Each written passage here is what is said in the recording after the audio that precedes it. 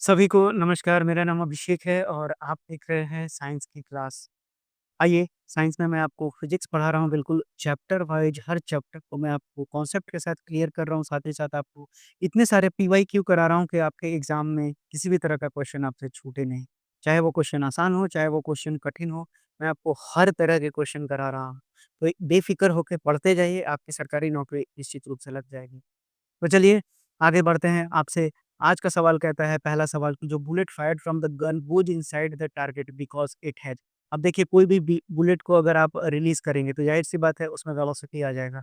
अब इसका खुद का कुछ तो मास है, तो 2 चीज़ें बनेंगी, एक तो आपके पास मोमेंटम आ जाएगा और दूसरा चीज़ आपके पास काइनेटिक एनर्जी आ जाएगा। तो यहाँ पर मोमेंटम भी हाई हो जाएगा और काइनेटिक एनर्जी भी हाई हो जाएगा। तो यानी कि क्योंकि वेलोसिटी बहुत तेज़ी से ट्रैवल करेगा। तो यानी इस सवाल का सही उत्तर क्या हो जाएगा आपका काइनेटिक एनर्जी। यानी कि जो भी बुलेट फायर्ड होता है गन से वो टारगेट के अंदर इसीलिए डीप चला जाता है क्योंकि उसके पास काइनेटिक एनर्जी होता है और मोमेंटम काफ़ी ज़्यादा होता है। अब आइए देखिए इस बेहतरीन सवाल को आपसे पूछा गया है कि what is the kinetic energy of a bullet when a bullet is fired from a gun. देखिए आपसे बोलता है कि आपको kinetic energy of a bullet बताना है गन के कंपेयर में, यानी कि गन से अगर बुलेट को रिलीज़ किया गया है, तो आपसे पूछता है कि काइनेटिक एनर्जी बुलेट का ज़्यादा होगा या फिर गन का ज़्यादा होगा? चलिए पहले इस सवाल को पूरे डिटेल में बताते हैं। मान लीजिए कि आपके पास 2 मास अब आ गया है, क्योंकि एक तो आपके पास क्या है, एक तो आपके पास गन है और दूसरा आपके पास बुलेट है। तो गन का मास ज़्यादा होगा तो इसलिए हम गन के मास को हम क्या मान लिए M1 मान लिए और जो बुलेट है उसके मास को हम क्या मान लिए M2 मान लिए। तो ज़ाहिर-सी बात है mass of M1 greater than क्या होगा M2। अब अगर हम इसको ऐसे लिखें तो M1/M2 ग्रेटर दैन 1 तो लिख सकते हैं हम। इसको इक्वेशन 1 बना लिए। अब देखिए, अब जैसे ही आप गन से बुलेट को रिलीज़ करेंगे तो क्या होगा? जो कंज़र्वेशन ऑफ मोमेंटम है, यानी कि वहाँ पर कंज़र्वेशन ऑफ आपको मोमेंटम लग जाएगा। तो अगर मैं कंज़र्वेशन ऑफ मोमेंटम लगाता हूँ इस जगह पर, तो क्या आपको रिज़ल्ट मिलेगा? तो कंज़र्वेशन ऑफ मोमेंटम आपको पता है कि m1 v1 और साथ ही साथ जो m2 v2 होगा वो बराबर हो जाएगा। यही तो है कंज़र्वेशन ऑफ मोमेंटम। अब अगर मैं दोनों तरफ हाफ़ m से डिवाइड, ध्यान से समझिएगा, अगर मैं दोनों तरफ, क्योंकि मुझे क्या चाहिए कि अभी मैं दोनों तरफ हाफ़ से मल्टीप्लाई कर देता हूँ और फिर दोनों तरफ स्क्वायर कर देता हूँ। तो देखिए क्या चेंजेज़ आएगा? कोई चेंजेज़ नहीं आएगा क्योंकि इक्वेशन तो सेम रहेगा।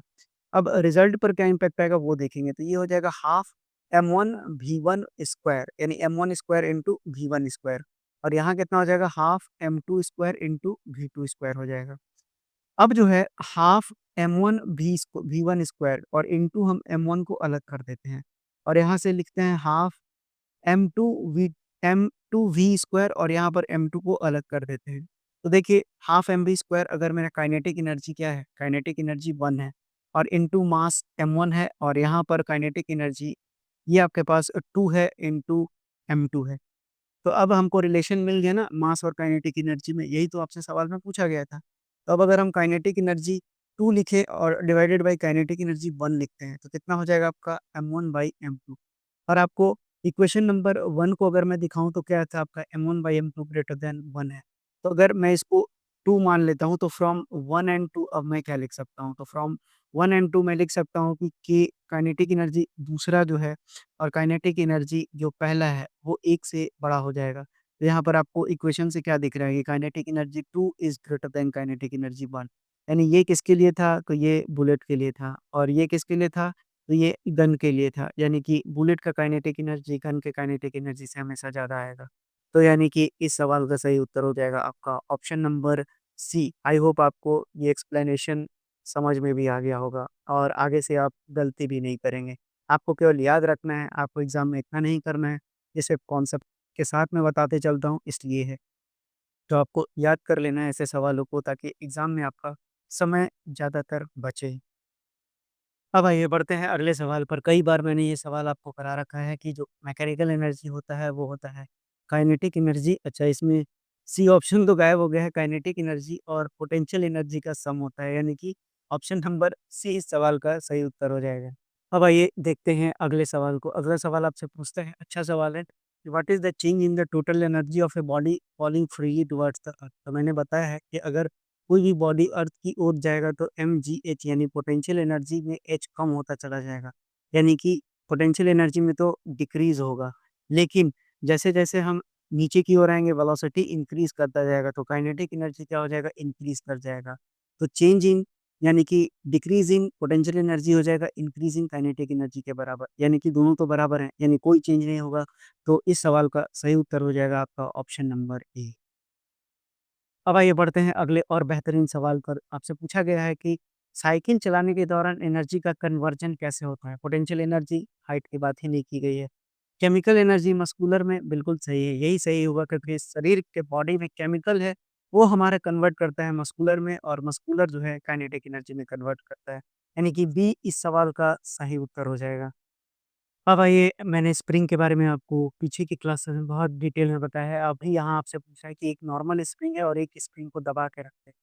तो बोला है कि दोनों में एक कंप्रेस स्प्रिंग है डैश एनर्जी यानी कंप्रेस वाले में ज़्यादा होगा या फिर नॉर्मल स्प्रिंग में एनर्जी ज़्यादा होगा। तो ज़ाहिर-सी बात है जो स्प्रिंग होता है, जो कंप्रेस होता है वहाँ पर मैकेनिकल एनर्जी एक्यूमुलेट हो जाता है और और नॉर्मल जो स्प्रिंग होता है उसमें कोई मैकेनिकल एनर्जी एक्यूमुलेट नहीं होता है।